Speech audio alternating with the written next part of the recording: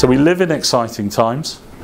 The UK government has a programme and a mission to streamline government, to make it more efficient, to save an awful lot of money, make it fit for purpose, and to move into the next millennium, as they describe it, in ways where efficiency, respect for the individual, improvement in frontline services come at the same time as efficiency and reform in the social service and the way that transactions are delivered. You've seen the Efficiency Reform Group get formed with Stephen Kelly, Chief Operating Officer. You've seen the Government Digital Service come to life and start taking a leadership role in the review of the top 25 transactions. They've introduced an agile sprint methodology in the way that they look at restructuring these services. You've seen DWP and HMRC start to work for digital by default services. Where Mydex can play a significant role is in accelerating the realisation of the government strategy in a way that is privacy friendly, empowering of the individual, and stops the government having to spend cycles on primary legislation changes, complexity around data exchange and privacy issues, because the individual is the natural recipient for the personal data about themselves that the government holds, and they can be the transport mechanism of sharing it. We've seen universal credits and everything move to DWP, HMRC now need access to information that they once held. They need to get permission. The only person given permission is the individual. DWP can't share information back with them. There are just transaction after transaction of personal data that can be reformed. If you look at the mission, 20 billion per annum in savings. We've worked some of these numbers. We can contribute and take a massive chunk out of that number just by enabling the digital exchange of information between the citizen and government itself. Makes services sustainable and flexible. If the data's flowing, fully permissioned and consent-based, new forms of transactions can exist.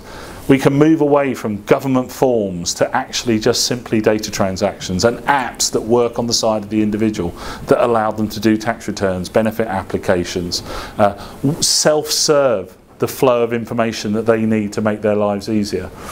You can remove barriers, make decisions a hell of a lot easier for people, because the insight as to what the population thinks, needs and wants can become transparent. So it's a new age of consultation, it's a new age of the big society. We're seeing budgets being devolved down to local authorities, down to county councillors who've got money to spend in their district, but they want the community to be involved. How do you do that? How do you create those interactions?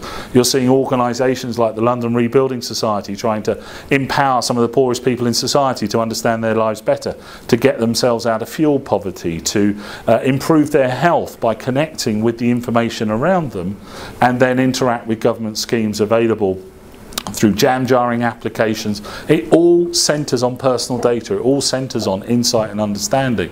So we are the bridge that marries government agenda with localism and allows individuals to participate in the implementation of government policy.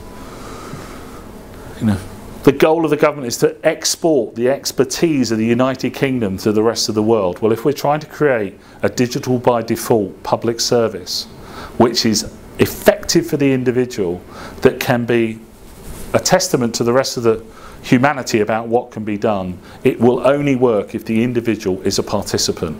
It will only work if the individual is able to have their say, to share their information, to move it around, to give consent and be involved. And that, we believe, is what is going on today with the programme of work around government, is to streamline it, improve it.